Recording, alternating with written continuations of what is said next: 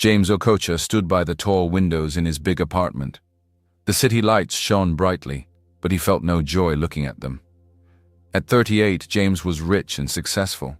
He owned big companies, a fancy house, and cars that people dreamed of having. But none of it made him happy. Deep down, he felt lonely.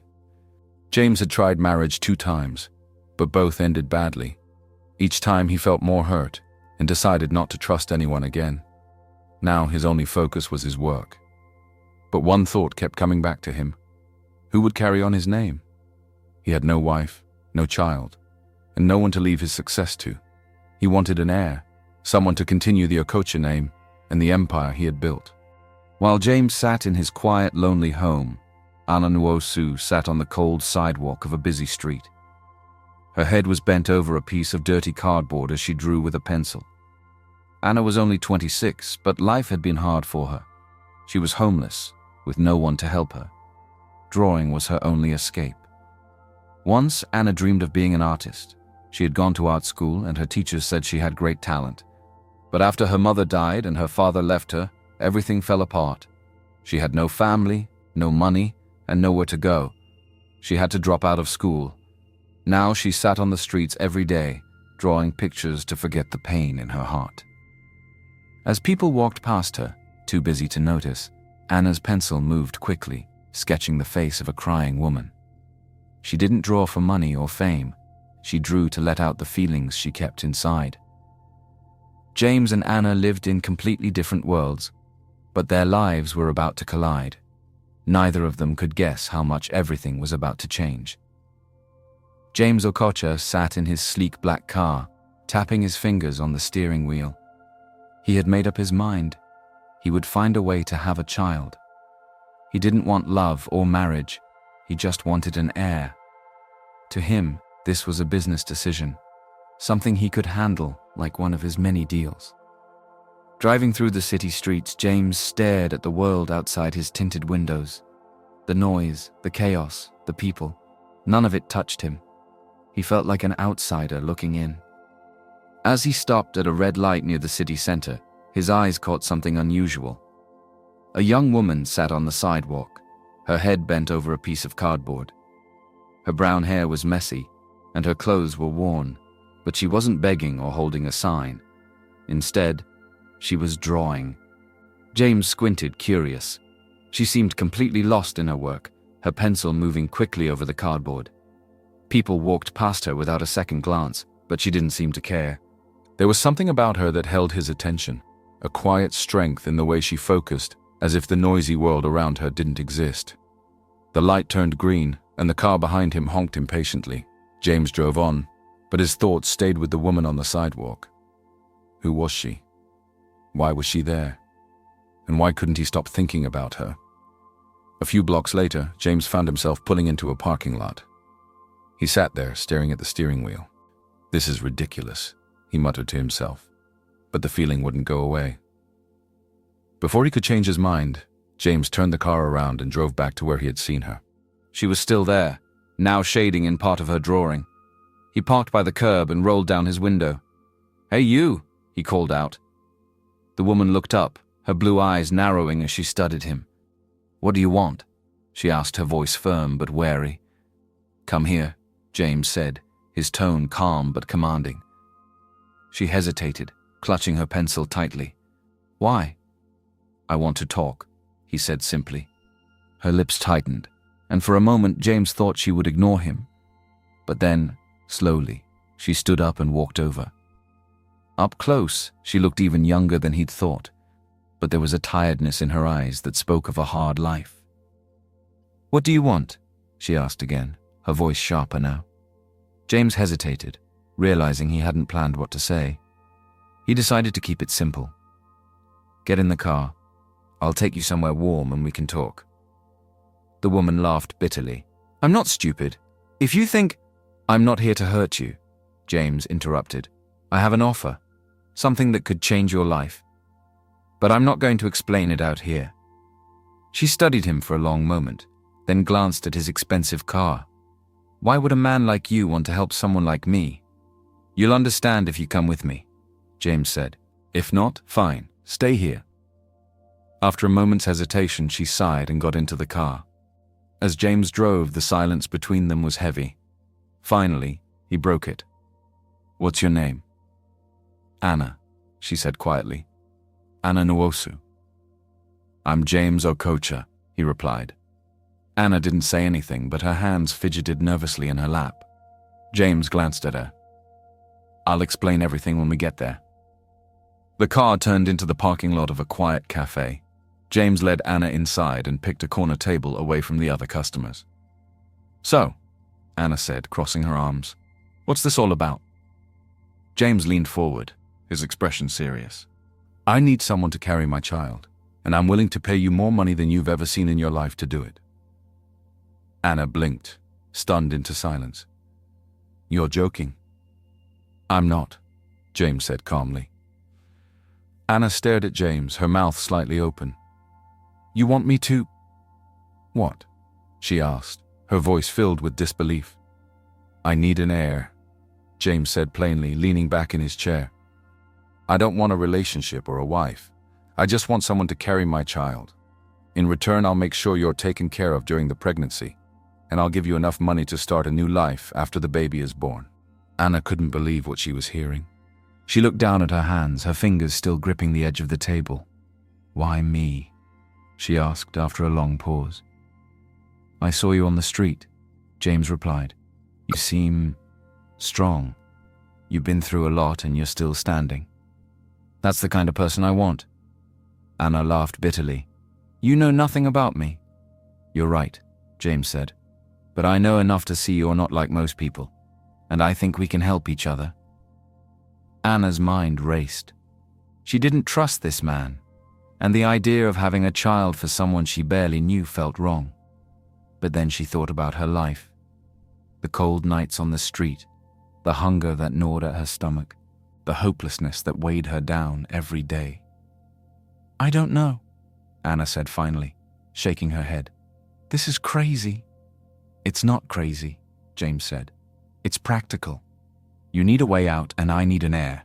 This could change your life, Anna." "Why don't you just adopt?" she asked, her tone sharp. James's jaw tightened. "I want a child that's my blood. Adoption comes with complications I'm not willing to deal with." Anna leaned back in her chair, overwhelmed. "What happens after the baby is born?" "You'll be free," James said. "You'll get the money I promised, and you can live your life however you want. There won't be any strings attached." She narrowed her eyes at him. "How do I know you won't change your mind and take me to court or something?" "You'll have a contract," James said. "It will be legally binding. You'll be protected." Anna looked away, her heart pounding. She wanted to say no, to walk out of the cafe and never look back. But where would she go? Back to the streets? Back to the life she hated? She glanced at James, who sat there calmly, waiting for her answer. He didn't seem like the type to lie or make empty promises. But could she really trust him? "I need time to think," Anna said finally. James nodded. "Take 24 hours. After that, I'll move on." Anna stood up, her legs shaky beneath her. "Thanks for the offer," she said, unsure of what else to say. "Think carefully," James said as she turned to leave. "This is a chance to change everything." That night, Anna sat in the park, staring at the cloudy sky. James's words echoed in her mind. This is a chance to change everything. She had nothing to lose, no home, no family, no future. But could she really go through with it? The next morning, Anna woke up on a park bench, her body aching from the cold. She had barely slept, her mind circling around James's offer. She hated the idea of being part of such a strange arrangement, but the thought of going back to her hopeless life made her stomach churn. She took a deep breath, brushed off her coat, and walked toward the cafe where she had met James. Her heart pounded with every step. When she pushed open the door, James was already there, sitting at the same corner table. He looked up as she approached, his expression unreadable. "You've decided?" he asked simply. Anna sat down across from him. "I'll do it," she said, her voice steady even though her hands were trembling. James nodded as if he had expected this. Good. I've already started preparing everything. You'll move into my home today. Anna blinked. Today? Isn't that too fast? I don't waste time, James said. We'll have a contract ready for you to sign by the evening. It will lay out everything, your responsibilities and mine. You'll be taken care of from now on. Anna bit her lip. And the money? You'll keep your promise? James's gaze was firm. Yes. Once the child is born, you'll get what we agreed on. Enough to start over anywhere you want. For a moment, Anna thought about backing out. This was too sudden, too overwhelming. But then she thought about the cold nights, the hunger, and the fear of being stuck in the same cycle forever.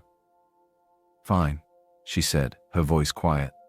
Let's go, James said, standing up and leading her to his car.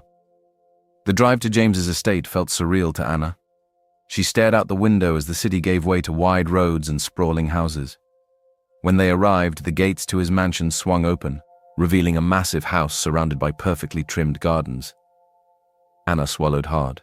She had never seen anything like it. Inside, the house was even more intimidating. Marble floors, tall ceilings, and sparkling chandeliers made her feel completely out of place. This is where you'll stay, James said, showing her to a spacious bedroom. The bed was huge, covered in soft white sheets, and the windows overlooked the garden. Anna ran her fingers over the fabric of the bedspread, unable to hide her awe.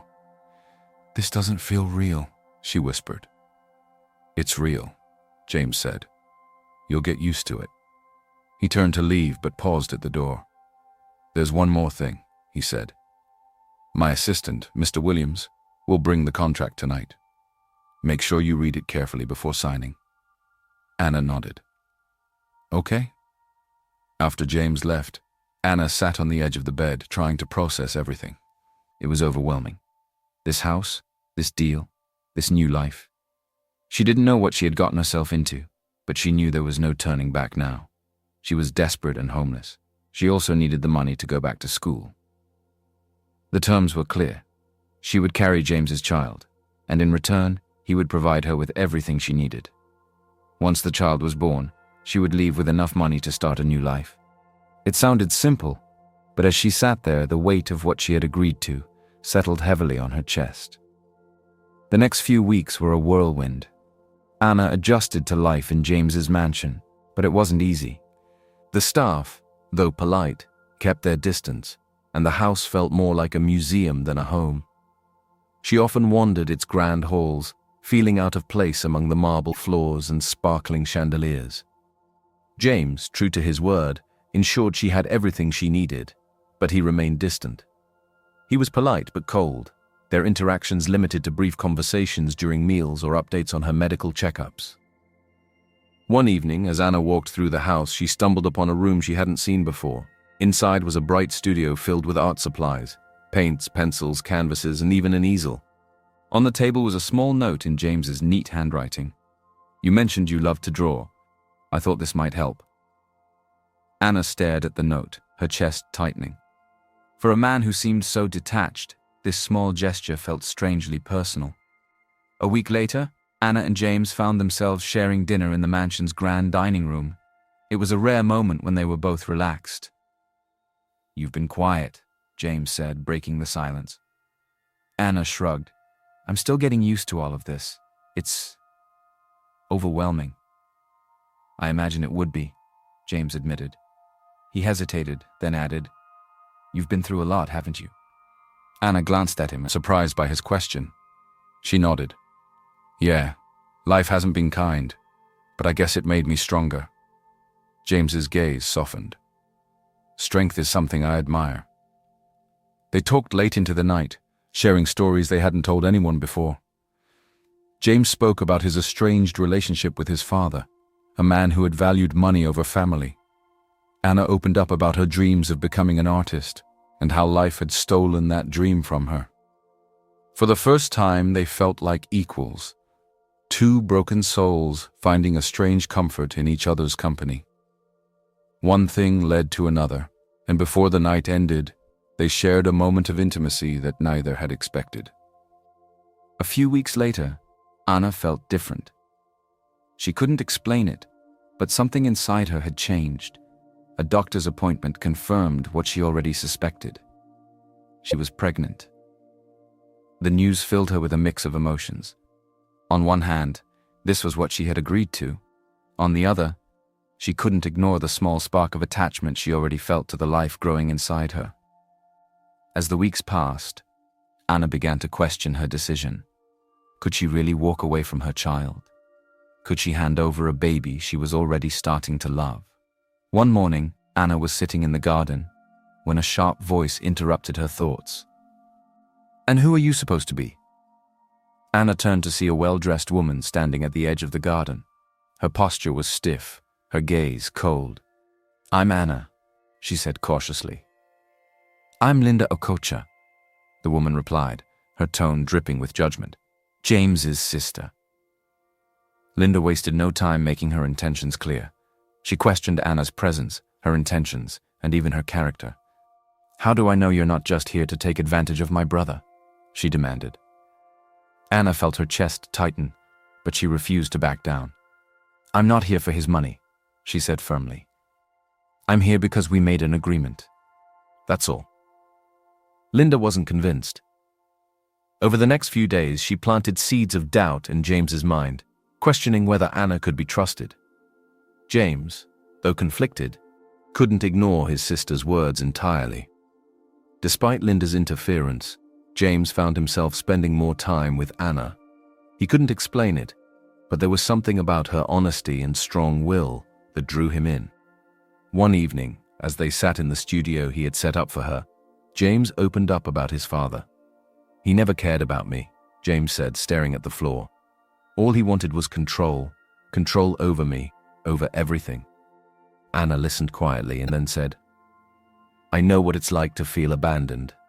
My father left me too, after my mom died. It's hard to trust anyone after that." Their shared pain created a bond neither of them had expected. For the first time, James felt like he could let his guard down, and Anna began to see that beneath his cold exterior was a man who had been hurt just like her. Anna sat on a small couch in the luxurious foyer, her hand resting on her belly.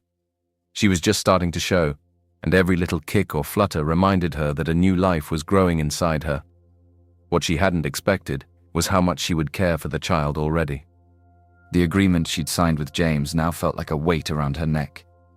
She had told herself it was just a deal, but the thought of handing over her baby after birth made her chest tighten.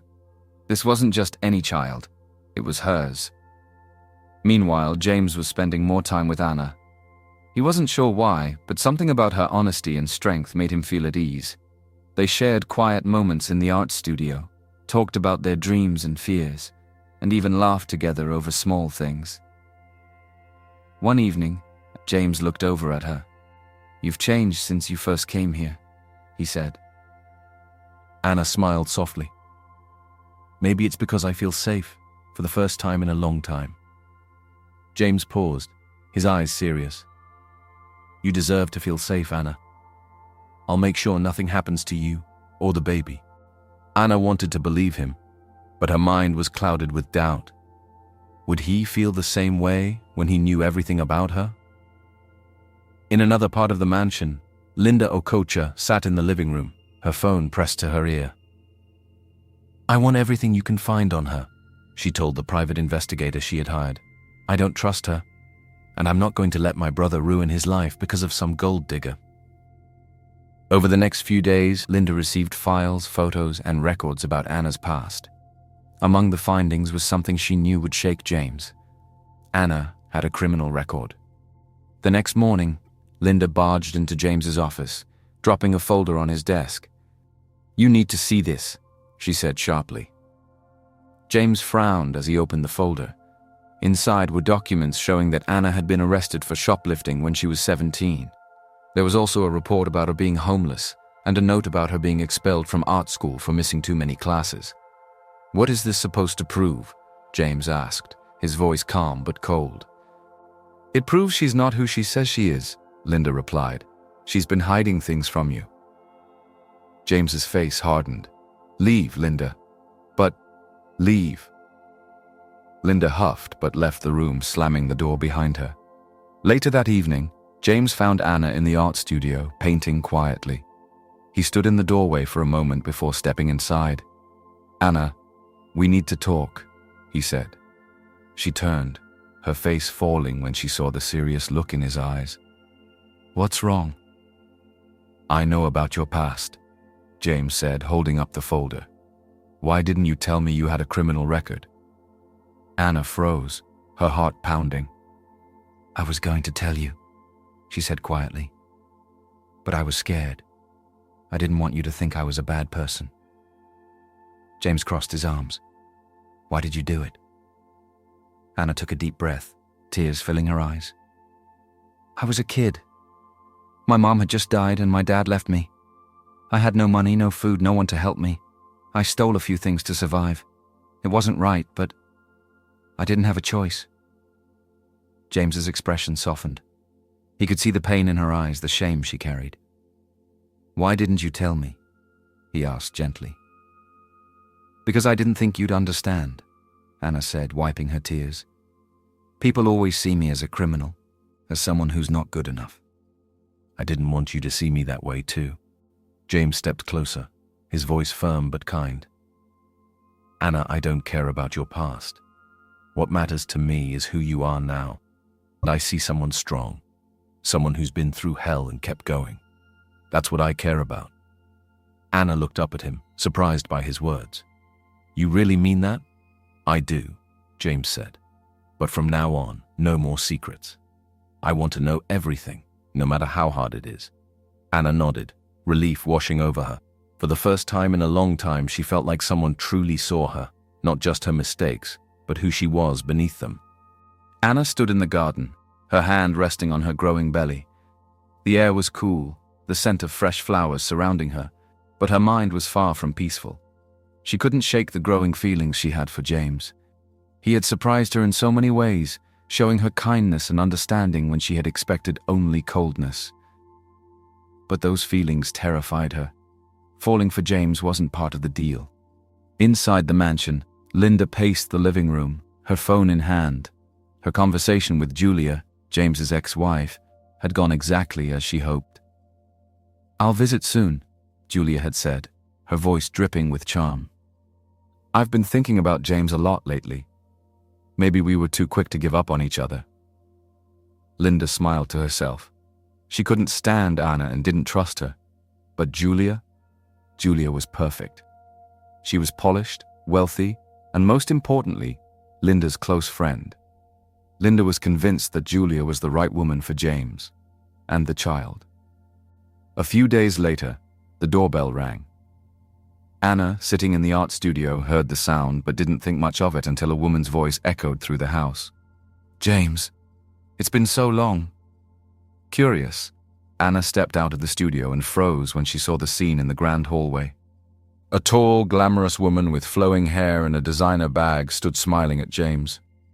She reached out to hug him, and for a moment, James seemed unsure. Then he stiffened, returning the gesture with a polite but distant expression. "Julia," James said, "what are you doing here?" "I couldn't stay away," Julia said with a coy smile. "I've been thinking about us. I made a mistake leaving you." Anna's heart sank as she watched.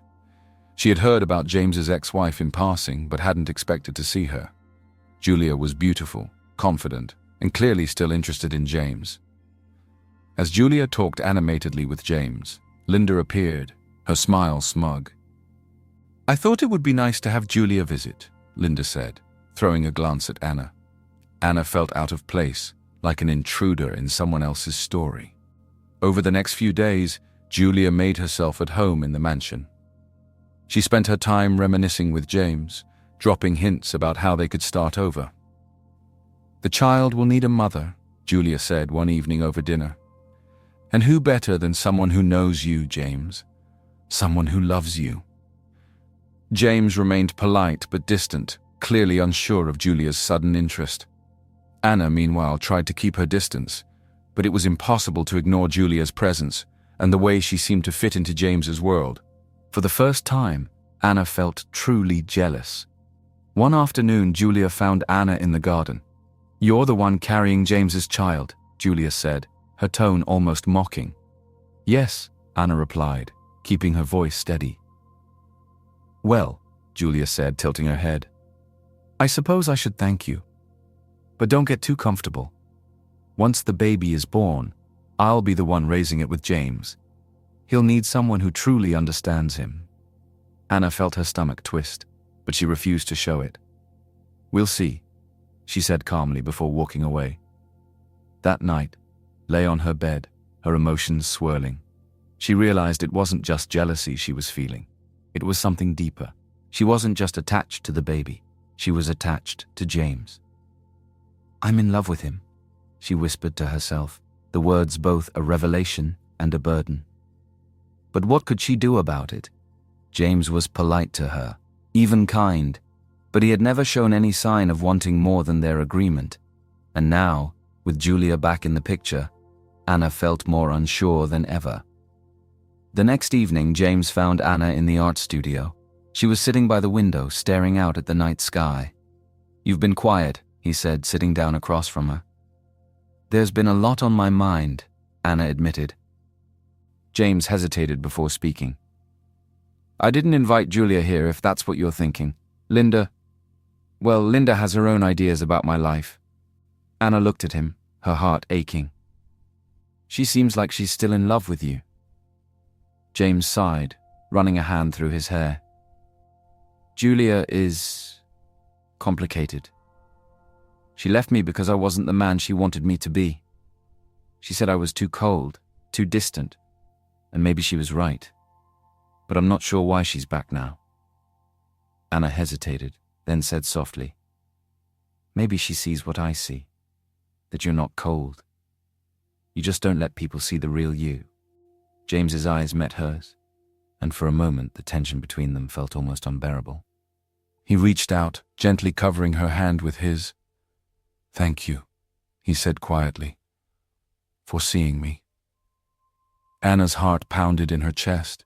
She wanted to tell him everything, how she felt, how much he had come to mean to her, but the words caught in her throat. Instead, they sat in silence, their hands still touching, as the night stretched on. Julia's presence in the mansion was like a storm cloud that refused to leave. Every moment she spent with James seemed calculated. Every glance at Anna filled with disdain. Anna tried to keep herself busy, retreating to the art studio or taking long walks in the garden, but the tension was impossible to escape. Linda, meanwhile, used every opportunity to undermine Anna. "She doesn't belong here," Linda said to James one evening. "You've done enough for her. Once the baby is born, send her on her way. And Julia, she's the right woman for you. She always was." James's patience was wearing thin. "Linda, this isn't your decision," he replied coldly. "Stay out of it." But Linda wasn't one to back down easily. One evening, Julia cornered James in his office. "I don't know why you're being so stubborn," she said, leaning against his desk. "We were good together once. We can be again. Think about it, James. This child will need a mother. I'm the perfect choice." James looked at her. "Julia, you left because you couldn't handle who I am. You wanted me to be someone else, someone more open, more available. I'm not that man, and I never will be." Julia flinched but recovered quickly. "People change, James. Maybe we could try again, for the child's sake." James stood, his tone firm. "This child will have everything they need. If that includes a mother figure, I'll find one on my terms, not because you suddenly regret leaving. I don't need you, and I don't want you back." Julia's face fell, and for the first time her confidence wavered. "You're making a mistake," she said quietly. "No," James replied. "The mistake was ever thinking you cared about me more than what I could give you. Please leave, Julia. This is not your home anymore." The next morning, Julia packed her things and left the mansion. As she climbed into her car, she shot Anna a glare that sent chills down her spine. "Enjoy this while it lasts," Julia said bitterly. "You won't be here forever." Anna said nothing, watching as the car disappeared down the long driveway. Linda was furious when she learned that James had sent Julia away. "What are you thinking?" she snapped at him. "Julia is perfect for you. That girl, she spat, referring to Anna, is nothing but trouble. You're risking everything for her. James, his patience at its limit, shot her a cold glare. Enough, Linda. This is my life, my child, and my decision. I won't have you interfering anymore. Linda's jaw tightened, but she said nothing. Instead, she retreated to her room, her hatred for Anna burning hotter than ever. Though Julia was gone, Anna couldn't shake the feeling of being unwanted in the house. She could sense Linda's animosity every time they crossed paths.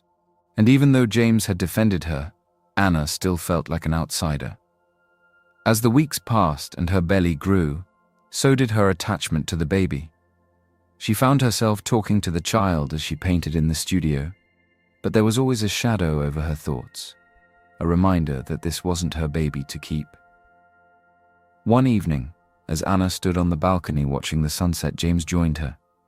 He leaned on the railing beside her, his expression calm. "Are you okay?" he asked softly. Anna hesitated, then nodded. "It's just hard sometimes. I feel like I don't belong here." James turned to her, his gaze steady. "You belong here, Anna. Don't let Linda or Julia make you think otherwise." Anna smiled faintly. "It's not just them. It's this whole situation. I didn't expect to feel like this." She rested a hand on her belly. James studied her for a moment, then said, "You've been through a lot, and you've handled it better than most people would. You're stronger than you think." Anna looked at him, her heart aching. She wanted to tell him everything, how much she cared for him, how much this child already meant to her. But she couldn't bring herself to say the words. Instead, she said, "Thank you, James, for everything." They stood there in silence, each lost in their own thoughts. The tension in the Okocha mansion was thick enough to cut with a knife. Linda's disdain for Anna was no longer hidden behind sharp words or glares. It was clear in everything she did. Every small kindness James showed Anna seemed to fuel Linda's anger, and it was only a matter of time before she acted on it. One morning, Linda stormed into James's office, her face red with fury. "You're letting that woman ruin everything," she snapped, slamming a folder onto his desk. "What now, Linda?" James asked, his tone weary. "She's playing you, James. This isn't about the child. It's about your money and your name. How do you know she's not lying about everything?" James's patience finally snapped. He stood, towering over his sister. "Enough, Linda. I've told you to stay out of this. Anna is here because I chose her. If you can't accept that, maybe it's time for you to leave." Linda's mouth fell open in shock. "You're choosing her over your own family?" "I'm choosing peace over your constant interference," James replied firmly. "This is my life, and you don't get a say in it anymore." Linda stormed out of the room, her heels clicking angrily against the marble floor. But she wasn't done, not by a long shot. A few days later, James insisted on accompanying Anna to her routine medical appointment. Anna was nervous, not just about the checkup, but about being in such close proximity to James after their recent quiet moments together. The doctor greeted them warmly and began the ultrasound. Anna lay on the examination table, clutching the edge as the cold gel was applied to her belly. James stood nearby, his arms crossed, but his gaze focused intently on the monitor. As the doctor moved the transducer, the rhythmic sound of a heartbeat filled the room. Anna smiled, tears springing to her eyes. But then, a second, equally steady heartbeat joined the first. The doctor's face lit up. "Well, this is a surprise," she said. "You're having twins." Anna's jaw dropped. "Twins." James leaned forward, his usually stoic face showing rare emotion. "Are you sure?" The doctor nodded, pointing to the screen. "Here's baby 1 and here's baby 2. Both are healthy and growing perfectly." Anna stared at the screen, a mix of awe and fear washing over her. 2 babies, 2 lives. She had agreed to this deal thinking it would be 1 child, but this changed everything. James was silent as they left the clinic. That evening, Anna sat in the art studio, her mind racing. She couldn't stop thinking about the twins. They weren't just part of an agreement anymore. They were real, and they were hers. James found her there, standing in the doorway for a moment before speaking. "Twins," he said, as if testing the word.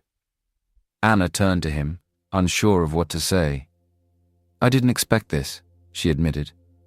"Neither did I," James replied, stepping inside. "But it's not a bad thing." Anna blinked in surprise. "You're okay with this?"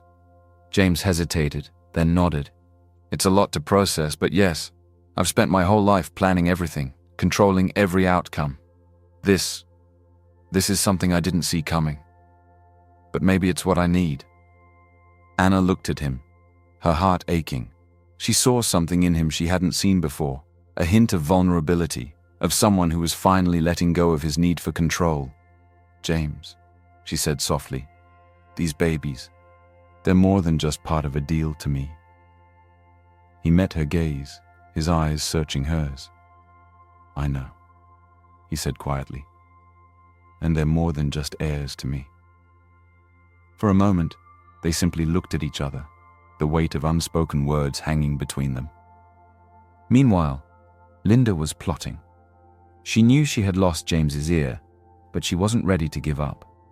She made a call to a lawyer she knew, hoping to find a way to challenge Anna's place in James's life and, if possible, the arrangement they had made. Anna sat in the nursery, running her hands over the soft blankets that had been carefully arranged in the cribs. The room was beautiful, painted in soft pastel colors with toys and books neatly lined up on shelves. It was everything a child could want, but every time Anna looked at it, her chest tightened. She had agreed to this arrangement, thinking it was just a deal. But now, as the twins grew inside her, she couldn't ignore the love she already felt for them. The thought of handing them over after birth felt impossible. Yet, she didn't know how to tell James. James had been different lately. Though he still carried his usual calm demeanor, Anna noticed the small things he did, making sure she had everything she needed, sitting with her during meals, and even asking about the babies more often. One afternoon, Anna was in the garden, trying to clear her mind, when James joined her. "You should sit," he said gently. "The doctor said to avoid standing for too long." Anna smiled. "I'm fine, James. You worry too much." "Someone has to," he replied, his voice soft. They walked together for a while, and for the first time, Anna felt like she wasn't just a part of a contract. She felt cared for. A week later, James insisted on accompanying Anna to another medical appointment. Though she was nervous, she didn't argue. In the clinic, the doctor began the ultrasound, and the rhythmic sound of 2 strong heartbeats filled the room. Anna's eyes welled with tears, and she instinctively reached for James's hand. To her surprise, he didn't pull away. Instead, he squeezed her hand gently, his eyes fixed on the monitor. "They're strong," the doctor said with a smile. "You've got 2 healthy babies here." Anna turned to James, and for the first time she saw something in his eyes she hadn't expected. Emotion. "They're amazing," he said quietly. As they left the clinic, James walked beside her, unusually quiet. When they reached the car, he turned to her, his expression serious. "Anna," he said, his voice low, "I need to tell you something." She looked at him, her heart racing. "This started as a business arrangement," he began, his tone uncertain. "But it's not that anymore. I didn't plan for this, but somewhere along the way, I realized I care about you, more than I've cared about anyone in a long time. I didn't expect it, and honestly it scares me, but it's the truth." Anna stared at him, her breath catching. "James." He stepped closer, his eyes searching hers. "You've changed everything, Anna. I can't imagine my life without you, or these babies. I want more than just this agreement. I want us to be a family." Tears streamed down Anna's cheeks as she laughed softly, shaking her head. "I've been in love with you for a long time, James," she admitted. "I just didn't think you'd ever feel the same." Relief washed over James's face as he pulled her into his arms. "You don't have to worry anymore," he whispered. "We'll figure this out together." At that moment, Anna felt the weight of her fears lift. For the first time, she didn't feel like she was alone. The days after their confession were filled with a mix of excitement and uncertainty. For the first time, Anna felt a sense of belonging in James's life, and he seemed lighter, as if he had shed the walls he had carried for so long. They spent more time together, talking about the future. James spoke of the changes he wanted to make, how he wanted to be more present for his children than his father had been for him. "I don't want them to grow up feeling like they don't matter," he admitted one evening as they sat in the nursery. "My father was obsessed with work, with control, and it made me feel like I was just a piece of his legacy. I don't want to repeat that mistake." Anna placed her hand on his. "You won't," she said softly. "The fact that you're even thinking about this shows you'll be a great father." James gave her a faint smile, but his eyes betrayed his fear. The night of the twins' birth came sooner than expected. Anna had been feeling uncomfortable all day, but she dismissed it as a normal part of late pregnancy. However, by evening, the discomfort turned into sharp pains. James found her clutching her belly in the living room. "It's happening," she gasped. He sprang into action, calling the doctor and rushing her to the hospital. The drive was tense, but James held her hand the entire way, his calm demeanor masking the storm of emotions inside him. At the hospital, everything moved quickly. Anna was taken to the delivery room, and James refused to leave her side despite the staff's suggestion that he wait outside. "I'm staying," he said firmly, holding Anna's hand. The hours that followed were intense, filled with cries, encouragement, and moments of silence that felt endless. When the first baby's cry filled the room, Anna burst into tears. "It's a boy," the doctor announced, holding up a tiny, wriggling baby. Before they could fully process the moment, another cry followed. "And here's your girl," the doctor said with a smile. Anna was exhausted, but overwhelmed with joy as the babies were cleaned and wrapped in blankets. When the nurse handed her the twins, she felt a love so deep it was almost painful. James stood by her side, his usually controlled expression softened by awe. He reached out hesitantly to touch his son's tiny hand, then his daughter's. "They're perfect," he whispered. Later that night, after the babies were settled in the hospital's observation room, James sat by Anna's bedside. She was resting, but when she opened her eyes and saw him, she smiled. "You did amazing," he said softly. "So did you," she replied. James hesitated, then said, "I'm scared, Anna." She frowned. "Scared of what?" "Being a father," he admitted, his voice barely above a whisper. "I don't know if I'll be good at it. What if I fail them? What if I let them down the way my father let me down?" Anna reached for his hand, squeezing it tightly. "You won't fail them, James. You're already showing that you care, that you want to be there for them. That's what matters." He looked at her, his eyes glistening. "I don't know what I'd do without you, Anna. You've given me something I didn't even know I needed." Anna smiled, tears forming in her own eyes. "And you've given me a family, something I never thought I'd have again." James leaned down, pressing a gentle kiss to her forehead. "We'll figure this out together," he said. The mansion was no longer quiet. The sound of babies crying, cooing, and giggling filled the air, and with it came a warmth that had been missing for so long. James and Anna adjusted to their new roles as parents, working together through sleepless nights and early mornings. Anna had never imagined this life for herself, but it felt right. Her days were spent caring for the twins and sneaking in moments to sketch while they napped. James, despite his initial fears, quickly grew into his role as a father. He was attentive, protective, and above all, deeply in love with the little family he and Anna were building. Linda stayed away for the first few weeks after the twins were born. She had been angry when James dismissed her opinions and sent Julia away, but something changed when she saw James and Anna with the twins during a surprise visit. James was holding his daughter, rocking her gently, while Anna sat nearby, feeding their son. The scene was simple, but it struck something deep within Linda. Later, when James was alone in the living room, Linda approached him hesitantly. "I was wrong," she said, her voice quiet. James looked up, surprised. "What do you mean?"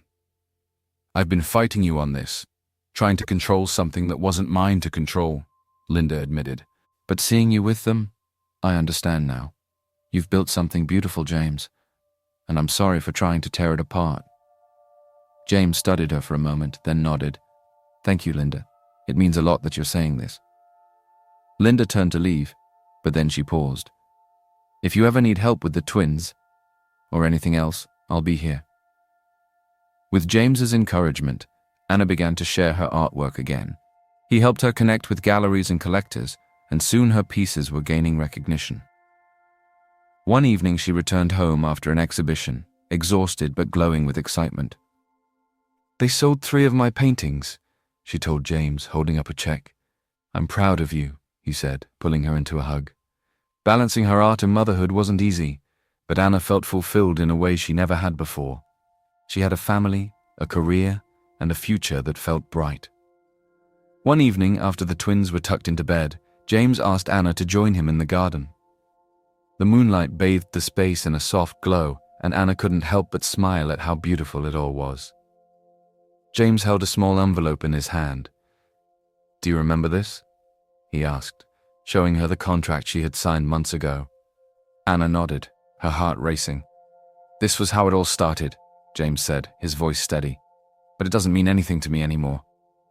He tore the contract in half and let the pieces fall to the ground. Then he reached into his pocket and pulled out a small velvet box. "I don't want a contract between us," he said, dropping to one knee. "I want love. I want you. Anna, you've changed my life in ways I never thought possible. Will you marry me? Not because of the twins, not because of an agreement, but because I love you." Tears streamed down Anna's face as she nodded. "Yes, James, 1,000 times, yes." He slipped the ring onto her finger, and they kissed under the stars, their future sealed with love instead of obligation. A few weeks later, James and Anna stood together in the garden where he had proposed. Surrounded by close friends, family, and the twins, they exchanged vows in a simple but heartfelt ceremony. Anna wore a flowing white dress, holding a bouquet of soft pink roses, while James stood tall in a tailored suit. The twins, dressed in tiny matching outfits, cooed softly in their seats nearby. "I promise to love you, to support you, and to build a life with you," James said, his voice steady despite the emotion in his eyes. "And I promise to stand by you, to cherish you, and to love you with all my heart," Anna replied. As they kissed, the guests clapped and cheered, and the twins let out happy giggles, as if they understood the significance of the moment. In the months that followed, life settled into a beautiful rhythm. The twins grew quickly, filling the house with laughter and love. Anna's art career flourished, and James found himself spending less time in his office and more time at home, cherishing every moment with his family. One evening, as they sat on the patio watching the sunset, Anna rested her head on James's shoulder. "Can you believe how far we've come?" she asked. James smiled, wrapping his arm around her. "It's more than I ever could have hoped for,"